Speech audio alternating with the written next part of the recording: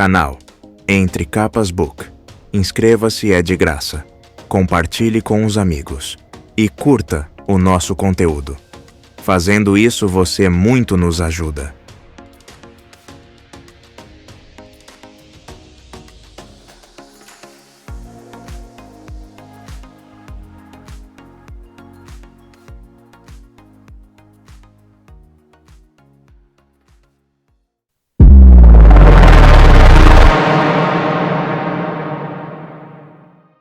Interlúdios.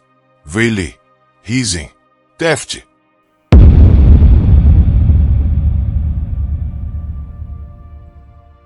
Interlúdio 12.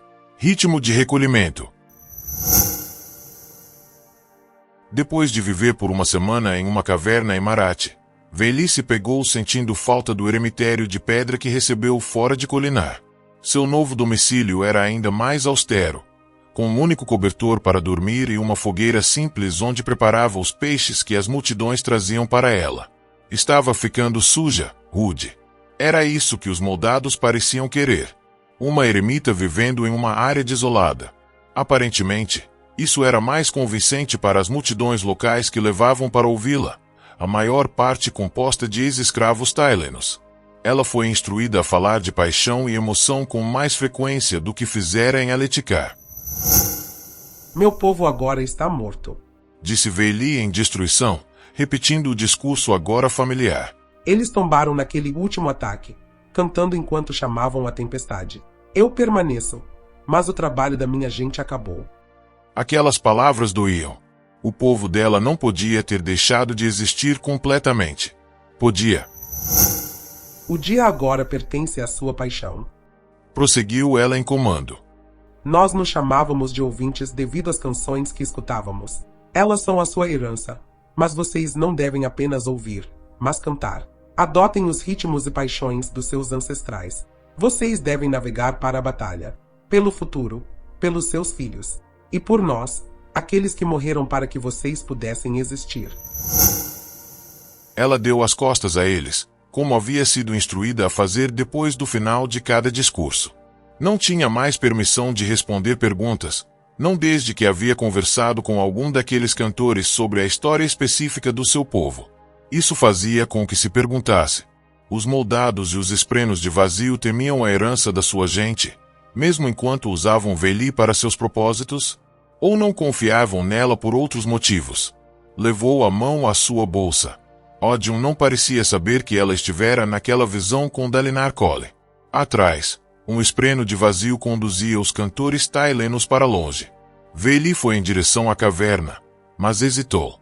Um moldado estava sentado nas rochas logo acima da abertura. Ancião? Chamou ela. Ele sorriu e deu uma risadinha. Mais um desses. Ela foi em direção à caverna, mas ele desceu e pegou-a por debaixo dos braços, então a carregou para o céu. Veili se impediu, com dificuldade, de tentar afastá-lo. Os moldados nunca a tocavam, nem mesmo os loucos, sem ordens. De fato, aquele ali voou com ela até um dos muitos navios no porto, onde Hine, o moldado alto que a acompanhara durante seus primeiros dias em Aletikar, esperava na proa. Ele observou conforme ela era deixada rudemente no convés. Veili cantarolou em arrogância pela maneira como foi tratada. Ele cantarolou em despeito. Um pequeno reconhecimento de um maltrato, o melhor que conseguiria dele. Então cantarolou em satisfação como resposta. Ancião? Perguntou ela em anseio. Você deve nos acompanhar enquanto navegamos, declarou ele em comando.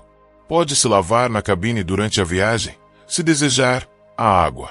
Veili cantarolou em anseio e olhou para a cabine principal.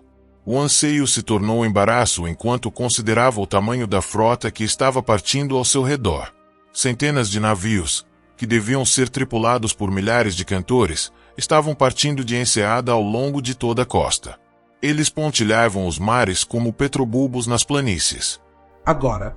Perguntou ela em embaraço. Eu não estava preparada. Eu não sabia. É melhor você se agarrar em alguma coisa. A tempestade chegará logo. Ela olhou para o leste. Uma tempestade? Cantarolou em anseio novamente. Pergunte, disse Hine em comando. Posso ver facilmente o poder da grandiosa força de assalto que reunimos. Vais, por que precisamos dela? Os moldados não são um exército suficiente por si só? Covardia, perguntou ele em escárnio. Não deseja lutar? Só quero entender. Rini mudou para um novo ritmo, que ela raramente ouvia. O ritmo de recolhimento, um dos poucos ritmos novos que tinha um tom calmo. Os mais fortes e hábeis entre nós ainda não despertaram. Mas, mesmo que estivessem todos acordados, não lutaríamos essa guerra sozinhos. Este mundo não será nosso. Nós lutamos para dá-lo a vocês, nossos descendentes. Quando ele for conquistado, a vingança estiver cumprida, e nossa terra natal tiver sido retomada, depois de tanto tempo, nós vamos dormir. Finalmente, ele então apontou para a cabine. Vá se preparar. Navegaremos rápido, com a própria tempestade de Ódium para nos guiar. Como se concordasse com as palavras dele, um relâmpago vermelho brilhou no horizonte ocidental.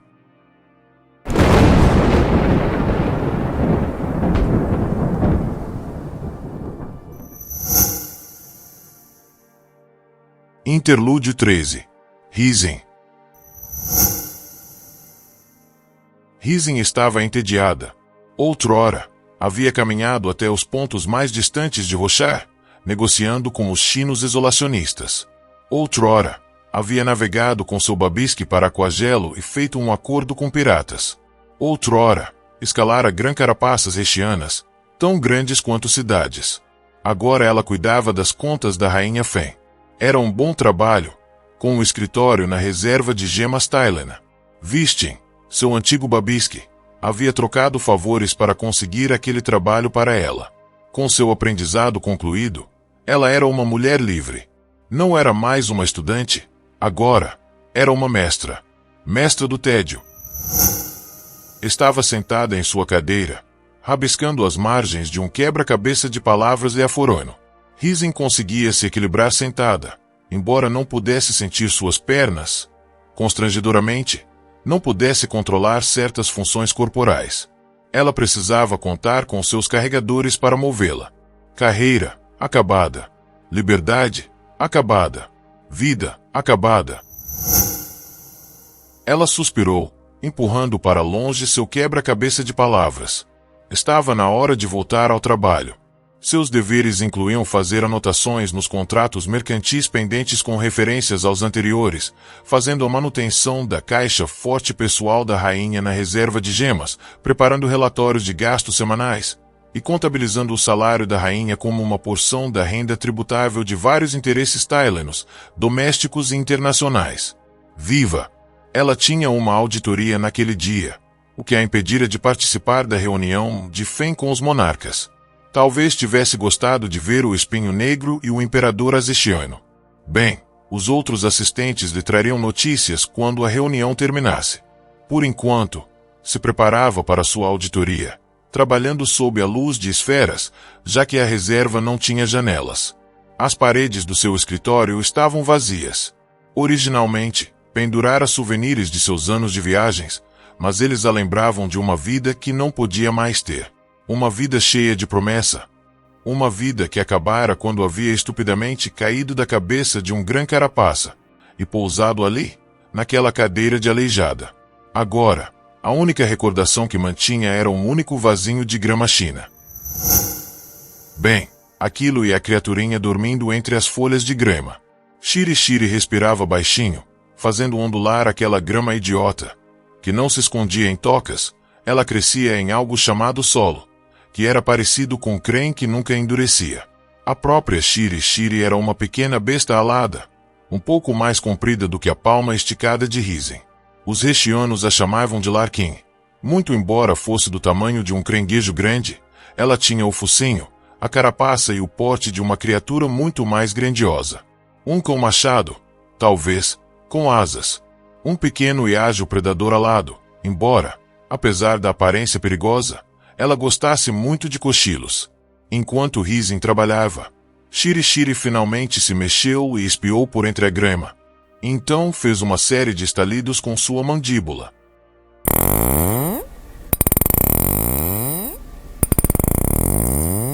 Ela desceu para a mesa e espiou o marco de diamante que Hizen estava usando para a iluminação. Não, disse Hizen, verificando pela segunda vez os números no livro Razão.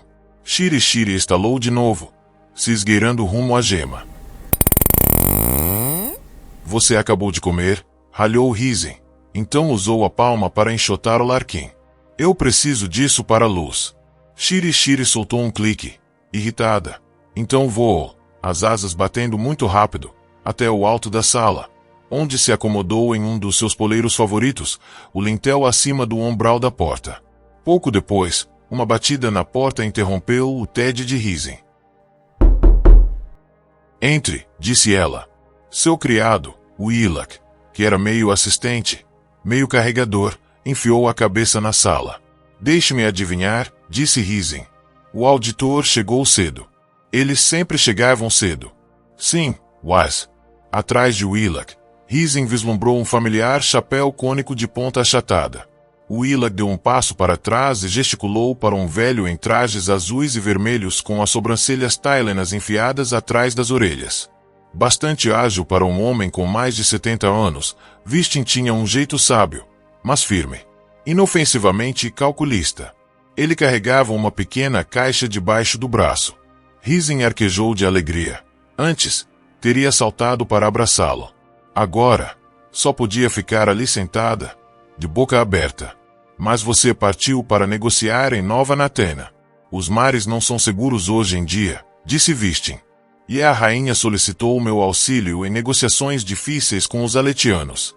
Eu voltei, com alguma relutância, a aceitar uma posição de Sua Majestade. Uma posição. No governo, indagou Hizen, ministro do Comércio e intermediário real da Guilda de Comerciantes Navais. Hizen ficou ainda mais boquiaberta. Aquela era a mais alta posição civil no reino. Wise, Babiski, você vai ter que viver na cidade de Thailen. Bem, eu estou sentindo a idade ultimamente. Bobagem. Você tem tanta energia quanto eu. Hizen olhou de relance para suas pernas. Mas, não tenho tanta energia a ponto de não querer me sentar. Ela percebeu que ele ainda estava de pé na entrada do escritório. Mesmo fazendo tantos meses do acidente, ela ainda se impulsionou com os braços como se fosse se levantar e pegar uma cadeira para ele. Idiota! Por favor, sente-se, disse ela, acenando para outra cadeira na sala. Ele se acomodou e pousou sua caixa na mesa, enquanto ela se contorcia para fazer um gesto de boas-vindas, se inclinando, precariamente, para alcançar o bule de chá. O chá estava frio, infelizmente. Shiri havia drenado a gema no seu fabrial de aquecimento. Não acredito que você concordou em se aquietar, disse ela, passando-lhe uma caneca. Alguns diriam que a oportunidade que me foi oferecida era importante demais para recusar. Aos raios com isso, retrucou Hizen. Ficar em uma única cidade vai acabar com você. Você vai passar os dias preenchendo papelada e ficando entediado. Hizen, disse ele, tomando sua mão. Criança. Ela desviou o olhar. Shiri voou para baixo e pousou na cabeça dela, estalando de modo zangado para Vistin. Eu prometo que não vou machucá-la, disse o velho, sorrindo e soltando a mão de Hizen. Aqui. Eu trouxe algo para você. Está vendo? Ele estendeu uma peça de rubi. Shiri meditou por um momento, então voejou até acima da mão dele, sem tocá-la, e sugou a luz das tempestades, que flutuou até ela em um pequeno feixe. O bicho estalou alegremente, então zuniu de novo até o vaso de grama, se refestelando nele, espiando Vistin. Estou vendo que você ainda tem a grama, observou ele. Você mandou que eu aguardasse. Agora você é uma mestra comerciante. Hizen. Não precisa obedecer às ordens de um velho caduco. A grama farfalhou enquanto Shiri se deslocava. Ela era grande demais para se esconder ali, mas nunca deixava de tentar. Shiri gosta, disse Hizen. Talvez porque essa grama não se mexa. Como eu. Você tentou aquele radiante que... Sim. Ele não conseguiu curar minhas pernas. Já passou tempo demais desde meu acidente, o que é apropriado. Essa é minha consequência. Pagamento por um contrato em que entrei voluntariamente no momento em que desci pela lateral de um grã carapaça. Você não precisa ficar trancada aqui, Risen. Esse é um bom trabalho. Você mesmo conseguiu para mim. Por que você se recusou a partir em outras expedições comerciais? De que eu serviria? Deve-se negociar a partir de uma posição de poder, algo que nunca mais serei capaz de fazer. Além disso, uma comerciante de mercadorias exóticas que não pode andar? Você sabe o quanto de caminhada é necessário. Vistin tomou sua mão novamente. Pensei que você estivesse com medo. Que quisesse um lugar seguro e protegido. Mas eu andei escutando. Amalca me contou. Você falou com minha superior? As pessoas comentam. Meu trabalho tem sido exemplar, declarou Risen. Não é com seu trabalho que ela está preocupada. Ele se virou e alisou a grama, atraindo a atenção de Shiri à sua mão. Ela estreitou os olhos para o movimento. Você se lembra do que eu disse quando você cortou aquela grama? Que eu devia ficar com ela, até que não parecesse mais estranha. Você sempre foi de fazer suposições precipitadas. Sobre si mesma, agora, mais do que sobre os outros. Olhe, talvez isso aqui. De qualquer modo, dê uma olhada. Vistin entregou-lhe a caixa. Ela franziu o senho, então deslizou a tampa de madeira para abri-la. No interior, havia uma corda branca enrolada. Além daquilo, o quê? Uma folha de papel? Risen pegou a folha e a leu. Uma escritura de propriedade, sussurrou ela. De um navio. Novo em folha, disse Vistin. Uma fragata de 3 mastros, a maior que já possui.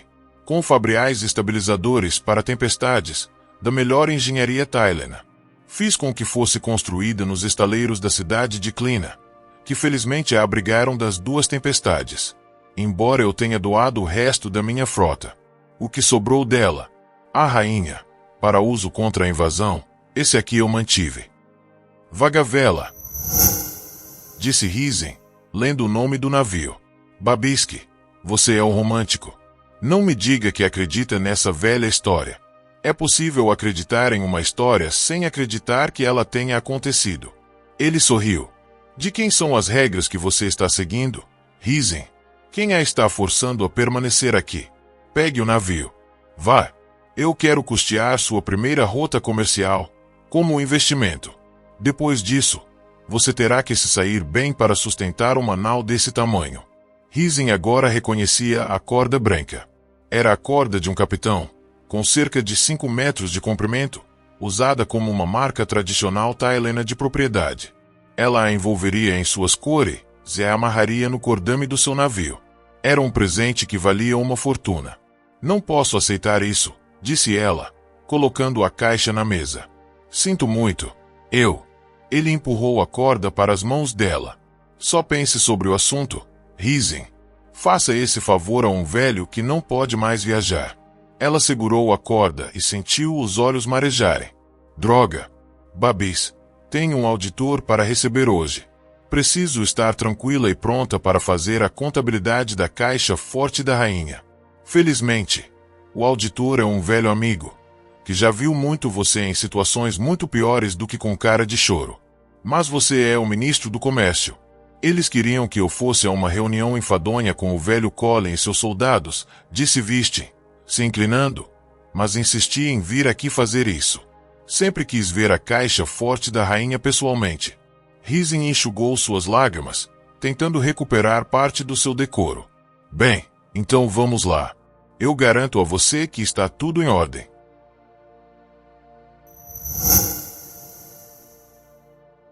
A espessa porta de aço da caixa forte de esferas precisava de 3 números para ser aberta, cada um deles selecionado em um dial diferente, em 3 salas separadas. Risen e as outras escribas conheciam um número, os guardas da porta protegiam outro, e um auditor, como Vistin, costumava receber um terceiro da rainha ou do ministro do tesouro. Todos esses eram alterados em intervalos aleatórios. Risen sabia que efetivamente isso era mais pelas aparências. Em um mundo de espadas fractais, a defesa real da caixa forte estava nas camadas de guardas que cercavam o edifício. Mais importante, na auditoria cuidadosa do seu conteúdo. Embora os romances estivessem cheios de histórias de caixas fortes sendo roubadas, os únicos furtos reais haviam ocorrido por meio de desfalque. Hizen moveu seu dial até o número correto, então puxou a alavanca na sua sala. A porta da caixa forte finalmente se abriu com um estrondo sonoro, e ela moveu seu dial para uma posição aleatória e chamou Willock. O carregador entrou, então forçou para baixo os pegadores atrás da sua cadeira, erguendo os pés frontais para que ele pudesse conduzi-la para fora, de encontro aos outros. Vistin estava junto da porta da caixa forte, agora aberta, com vários soldados. Naquele dia, o guarda da porta interna, Click, estava com uma balestra de prontidão, impedindo a entrada. Havia uma fresta que permitia que os homens posicionados na caixa forte se comunicassem com os que estavam do lado de fora, mas a porta não podia ser aberta por dentro. Contabilidade programada da caixa forte pessoal da rainha, disse Hizen para ele. Senha diária. Passo travado. Click assentiu, recuando e baixando a balestra. Vistin entrou com um livro razão em mãos, seguido por um membro da guarda da rainha. Um homem de ar bruto com a cabeça raspada e sobrancelhas arrepiadas. Depois que eles entraram, Willock empurrou a cadeira de Hizen pela porta da caixa forte, descendo um curto corredor, até uma pequena alcova, onde outro guarda, Fladen, naquele dia, aguardava. Seu carregador limpou as mãos, então assentiu para ela e recuou. Click fechou a porta da caixa forte atrás de si, o metal fazendo um baque profundo ao se trancar.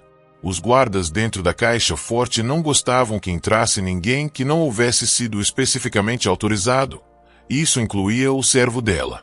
Hizen teria que contar com os guardas para movê-la agora, mas, infelizmente, sua grande cadeira de rodas era larga demais para passar entre as fileiras distantes na caixa forte principal.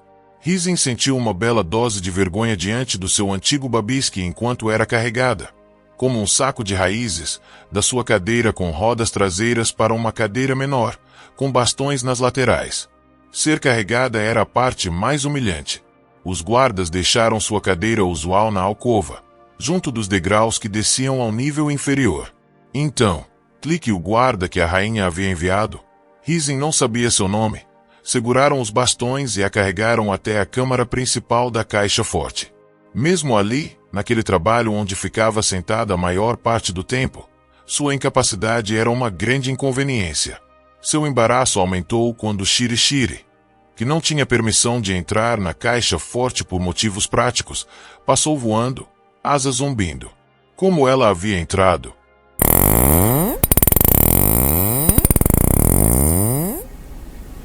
Click deu uma risada, mas Hizen apenas suspirou. A câmara principal estava cheia de prateleiras de metal, como de estantes de livros, contendo caixas de exibição de gemas. Tinha um cheiro de ar parado, de um lugar que nunca mudava, e que não havia sido feito para mudar. Os guardas a carregaram por uma das fileiras estreitas, a luz das esferas amarradas aos seus cintos fornecendo a única iluminação. Hizen carregava a corda de capitão no colo e mexia nela com uma mão. Certamente não poderia aceitar a oferta. Era generosa demais, incrível demais, difícil demais, tão escuro, disse Vistin. Uma sala com 1 milhão de gemas, e ela é escura. A maioria das gemas nunca sai daqui, explicou Hizen. As caixas fortes pessoais dos comerciantes ficam no nível inferior, e há alguma luz nelas, já que todo mundo andou trazendo esferas recentemente. Essas, contudo, estão sempre aqui. A posse daquelas gemas mudava frequentemente, mas era tudo feito com números em um livro razão. Era uma peculiaridade do sistema Tyleno de subscrição. Contanto que todo mundo confiasse que aquelas gemas estavam ali, grandes somas podiam mudar de mão sem o risco de nada ser roubado. Cada gema estava cuidadosamente anotada com números inscritos tanto em uma placa colada à sua base quanto na prateleira que a sustentava. Eram esses números que as pessoas compravam e vendiam? Hizen ficava chocada com quão pouca gente descia até ali e via as coisas que estava comprando. 0013011736, exclamou Vistin. O diamante Banval. Fui dono dele por um tempo. Até mesmo memorizei seu número. Sabe, é menor do que eu pensava. Ela e os 2 guardas conduziram Vistin até a parede dos fundos, que possuía uma série de portas para caixas fortes metálicas menores. A caixa forte principal atrás deles estava em silêncio. Nenhuma outra escriba estava trabalhando naquele dia, embora Shiri passasse voando. Ela voejou rumo ao guarda da rainha, de olho nas esferas no cinto dele, mas Hizen agarrou-a no ar. Shiri resmungou, zumbindo as asas contra a mão de Hizen e clicando as mandíbulas. Hizen corou, mas segurou firme. Desculpem. Isso aqui deve ser como um buffet para ela, disse Tlik. Um buffet de pratos vazios, replicou Hizen. Fique de olho no seu cinto, Tlik. Os dois guardas pousaram a cadeira dela junto de uma caixa forte específica. Com a mão livre, Hizen tirou uma chave do bolso e entregou-a a Vistin. Vá em frente. Caixa forte 13. Vistin destrancou e abriu a caixa forte menor dentro da caixa forte, que era mais ou menos do tamanho de um armário. Luz fluiu dela. As prateleiras lá dentro estavam cheias de gemas, esferas, joias e até alguns objetos mundanos, como cartas e uma velha faca.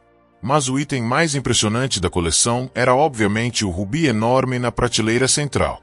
Do tamanho da cabeça de uma criança, ele fulgurava intensamente. A gota do rei. Gemas do tamanho daquela não eram inéditas. A maioria dos Gran-Carapaças tinha gemas coração igualmente grandes. O que tornava a gota do rei única era o fato de ainda estar brilhando, mais de 200 anos depois de ter sido troncada na caixa forte. Vistin tocou-a com o dedo. A luz brilhava com tanta intensidade que a sala quase parecia exposta à luz do dia, ainda que em tons de vermelho sangue, pela cor da gema. Incrível, sussurrou Vistin. Até onde as eruditas sabem, a gota do rei nunca perde sua luz das tempestades, comentou Hizen. Uma pedra desse tamanho deveria ter se esgotado depois de um mês. Tem algo a ver com a treliça de cristal, a falta de falhas e imperfeições. Dizem que é um pedaço tirado da pedra das 10 auroras. Outra história, disse Hizen. Você é um romântico mesmo. Seu antigo babisque sorriu. Então colocou uma cobertura de pano sobre a gema, para reduzir seu brilho, de modo a não interferir com o trabalho deles. Ele abriu seu livro Razão. Vamos começar com as gemas menores, se seguir até as maiores, pois não? Hizen assentiu. O guarda da rainha matou Tlik. Ele fez isso com uma faca, direto no pescoço. Tlik tombou sem dizer uma palavra, embora o som da faca sendo arrancada tenha chocado Hizen. O guarda traiçoeiro bateu contra a cadeira dela, derrubando-a enquanto brandia a faca contra Vistin. O inimigo subestimou a agilidade do comerciante. Vistin se esquivou para trás, entrando na caixa forte da rainha, gritando: assassinato! Roubo! Toquem o alarme! Hizen se desvencilhou da cadeira caída, em pânico. Se puxou para longe com os braços, arrastando as pernas como paus de corda. O assassino avançou para a caixa forte para lidar com seu babisque, e ela ouviu um grunhido. Um momento depois, o traidor saiu, carregando uma grande luz vermelha na mão. A gota do rei, brilhando intensamente, apesar do seu envoltório de pano preto. Hizen captou um vislumbre de Vistin caído no chão dentro da caixa forte, a mão no flanco. O traidor chutou a porta para fechá-la, trancando o velho comerciante. Ele olhou na direção dela, e uma seta de balestra o atingiu. Ladrão na caixa forte! Exclamou a voz de Fladen. Alarme! Hizen se arrastou até uma fileira de estantes de gemas. Atrás dela, o ladrão foi atingido por uma segunda seta de balestra, mas não pareceu notar. Como? O ladrão se aproximou e pegou a balestra do pobre Tlik. Pegadas e gritos indicavam que vários guardas do nível inferior haviam escutado Fladen e estavam subindo os degraus.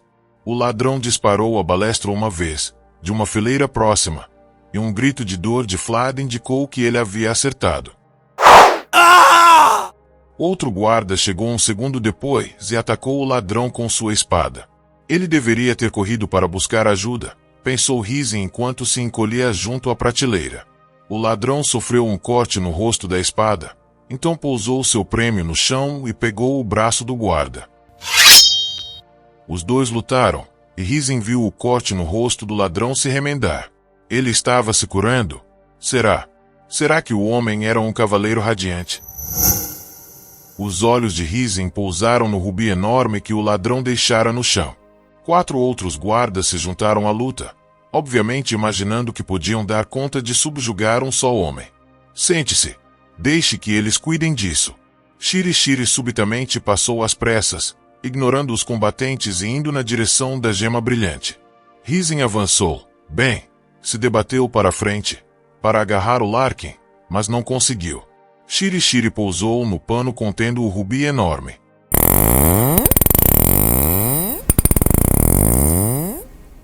Ali perto, o ladrão apunhalou um dos guardas.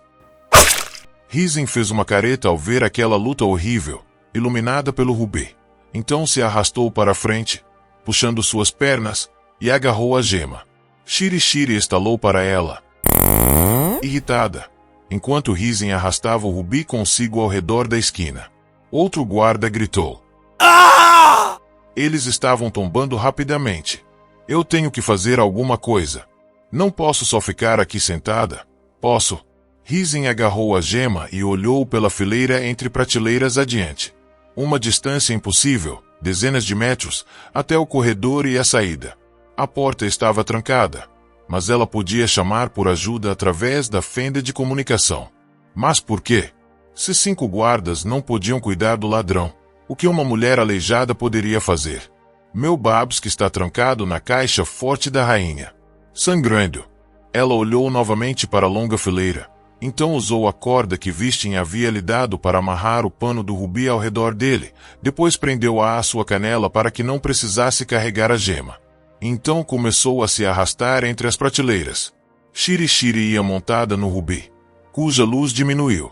Todos os outros estavam lutando para sobreviver, mas o pequeno Larkin estava se banqueteando. Risen avançou mais rápido do que esperava, embora logo seus braços tenham começado a doer. Atrás dela, a luta parou, com o grito do último guarda sendo interrompido. Risen redobrou seus esforços, arrastando-se até a saída, alcançando a alcova onde haviam deixado sua cadeira. Ali, ela encontrou sangue. Fladen jazia no limiar do corredor de entrada, uma seta despontando dele, a própria balestra no chão ao seu lado. Risen desabou a menos de 1 metro dele, seus músculos ardendo. Esferas no cinto de Fladen iluminavam a cadeira dela e os degraus que desciam até o nível da caixa forte inferior. Não viria mais ajuda dali de baixo. Além do corpo de Fladen, o corredor levava à porta. Socorro! Gritou ela.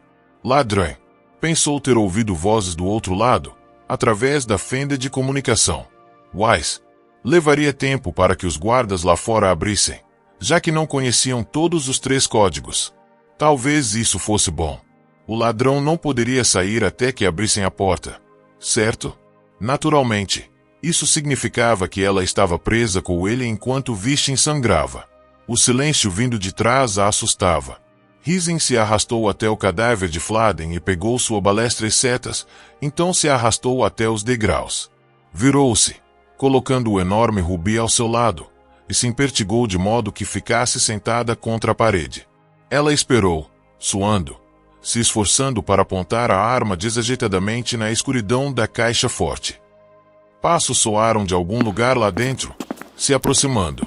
Tremendo, ela balançou a balestra de um lado para o outro, à procura de movimento. Só então notou que a balestra não estava carregada. Ela arquejou, então pegou uma seta às pressas. Ela olhou da seta para a balestra, sem saber o que fazer. A maneira de armar a balestra era pisando em um estribo na frente, então a puxando para cima. Fácil de fazer, se a pessoa fosse capaz de pisar. Uma figura emergiu da escuridão. O guarda calvo, de roupas rasgadas, uma espada pingando sangue na sua mão oculta pelas sombras. Risen baixou a balestra. De que adiantava? Ela pensava que podia lutar? O homem simplesmente se curaria. De qualquer jeito. Ela estava sozinha. Indefesa. Viver ou morrer. Ela se importava, Sim, eu me importo. Eu quero navegar no meu próprio navio. Um súbito borrão zuniu da escuridão e voou acima do ladrão. Shiri se movia com velocidade estonteante, pairando acima do homem, atraindo sua atenção. Hizen freneticamente encaixou a seta na balestra, então tirou a corda de capitão do saco do rubi e amarrou ao estribo na frente da balestra. Amarrou a outra ponta da corda à parte traseira da sua pesada cadeira de madeira. Feito isso, ela deu uma olhada em Shiri, então hesitou. O Larkin estava se alimentando do ladrão. Uma linha de luz emanava dele, mas era uma estranha luz roxo escura. Shiri voejava, extraindo ar do homem, cujo rosto derreteu, revelando uma pele marmorizada por baixo. Um parchemano, usando algum tipo de disfarce. Não, um esvaziador. Ele rosnou e disse algo em uma linguagem desconhecida, tentando acertar Shiri, que zumbiu para longe na escuridão. Hizen agarrou a balestra com força em uma mão, então com a outra empurrou sua cadeira pela longa escadaria abaixo. Ela desceu com um estardalhaço, a corda seguindo atrás dela. Hizen agarrou-se à balestra com a outra mão. A corda se retesou enquanto a cadeira parava bruscamente no meio da descida, e ela puxou a balestra ao mesmo tempo, com toda sua força. Clique! Ela cortou a corda com sua faca de cinto. O ladrão avançou contra ela, que se contorceu, gritando, e puxou a alavanca de disparo na balestra.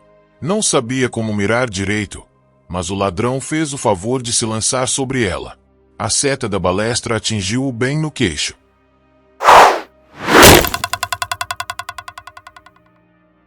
Ele caiu, abençoadamente, ficou imóvel.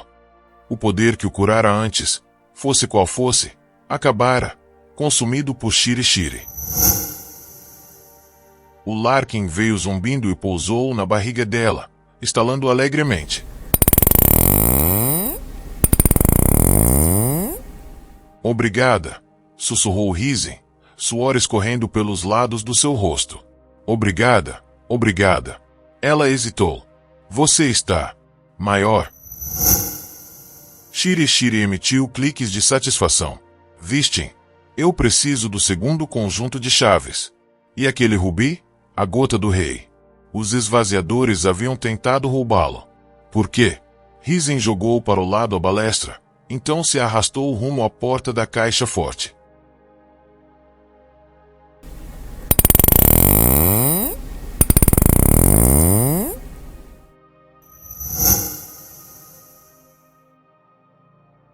Interlúdio 14. Teft.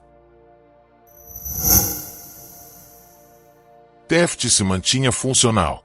Era algo que se aprendia a fazer. Agarrar-se às partes normais da sua vida, para que as pessoas não ficassem preocupadas demais, de modo a não se tornar demasiado indigno de confiança. Às vezes, ele tropeçava. Isso desgastava a confiança, a ponto de ficar difícil continuar dizendo a si mesmo que daria um jeito na situação. Ele sabia, lá no fundo, que terminaria sozinho de novo. Os homens da Ponte Quatro se cansariam de salvá-lo de apuros. Mas, por enquanto, Teft se mantinha funcional. Ele acenou com a cabeça para Malata, que estava trabalhando no Sacro Portal, então conduziu seus homens através da plataforma e desceram a rampa rumo ao Uritiro. Era um grupo desanimado. Poucos compreendiam o significado do que haviam descoberto, mas todos sentiam que algo havia mudado. Fazia todo sentido para Teft. Nunca que seria tão fácil, não era? Não na sua tormentosa vida. Um caminho sinuoso pelos corredores e uma escadaria os levaram de volta até suas casernas. Enquanto caminhavam, uma mulher apareceu no corredor ao lado de Teft. Era mais ou menos da sua altura, e brilhava com uma luz suave de um tom branco azulado. Espreno tormentoso. Ele fez questão de não olhar para ela. Você tem palavras a declarar, Teft, disse ela em sua mente. Para os raios com você, murmurou ele. Você já deu início a esse caminho. Quando vai contar aos outros sobre os juramentos que fez? Eu não. Ela virou as costas para ele subitamente, tornando-se alerta, olhando pelo corredor que levava às casernas da Ponte 4. O que foi? Teft parou. Algo errado. Algo está muito errado. Corra rápido, Teft. Ele saiu correndo na frente dos homens, fazendo com que o chamassem aos gritos. Teft foi apressado até a porta das casernas e abriu-a com brusquidão. O cheiro de sangue imediatamente o assolou. A sala comum da Ponte 4 estava um caos, e sangue manchava o chão. Teft gritou, correndo pela sala para encontrar 3 corpos perto dos fundos. Ele deixou cair sua lança e tombou de joelhos ao lado de Rocha, Bizig e Et. Ainda respirando. Pensou Teft, apalpando o pescoço de Rocha. Ainda respirando. Lembre-se do treinamento de Kaladin, seu tolo. Vejam os outros. Gritou quando mais carregadores de pontes se juntaram a ele. Teft tirou seu casaco e usou-o nos ferimentos de Rocha. O Papaguampas estava todo retalhado. Meia dúzia de cortes que pareciam ter sido feitos com uma faca. Bizig está vivo, anunciou Peeti. Wise. Raios, isso é uma ferida de espada fractal. Et, disse Lopen, se ajoelhando ao lado do terceiro corpo. Raios. Teft hesitou. Et, estivera carregando a espada de honra naquele dia. Morto. Eles vieram atrás da espada. Ruio, que era melhor em medicina de campo do que Teft, assumiu os cuidados a Rocha. Com sangue nas mãos, Teft recuou desajeitadamente. Precisamos de Renarin, disse Peeti. É a melhor chance que Rocha tem. Mas para onde ele foi? Indagou Lin. Ele estava na reunião, mas saiu. Ela olhou para Lara, uma das outras antigas mensageiras, a mais rápida. Corra até o posto da guarda. Eles devem ter uma telepena para entrar em contato com o sacroportal. Lara disparou para fora da sala. Ali perto, Bizig grunhiu. Seus olhos tremularam e se abriram. Seu braço inteiro estava cinza, e seu uniforme havia sido inteiramente cortado. Bizig. Raios, o que aconteceu? Perguntou Peeti. Pensei que fosse um de nós, murmurou Bizig. Eu não prestei atenção. Até que ele atacou. Ele se inclinou para trás, grunhindo, fechando os olhos. Ele usava um casaco de carregador de pontes. Pai das tempestades! Exclamou Leiten. Você viu o rosto dele? Bizig assentiu. Ninguém conhecido. Um homem baixo, aletiano. Casaco da Ponte 4, nós de tenente no ombro. Lopen, ali perto. Franziu o senho, então olhou de soslaio para Teft. Um casaco de oficial da Ponte 4, usado como disfarce. O casaco de Teft, que ele havia vendido semanas atrás, no mercado, em troca de umas poucas esferas. Ele recuou, cambaleando, enquanto eles cercavam Rocha e Bizig, então fugiu por entre uma chuva de esprenos de vergonha caindo no corredor lá fora.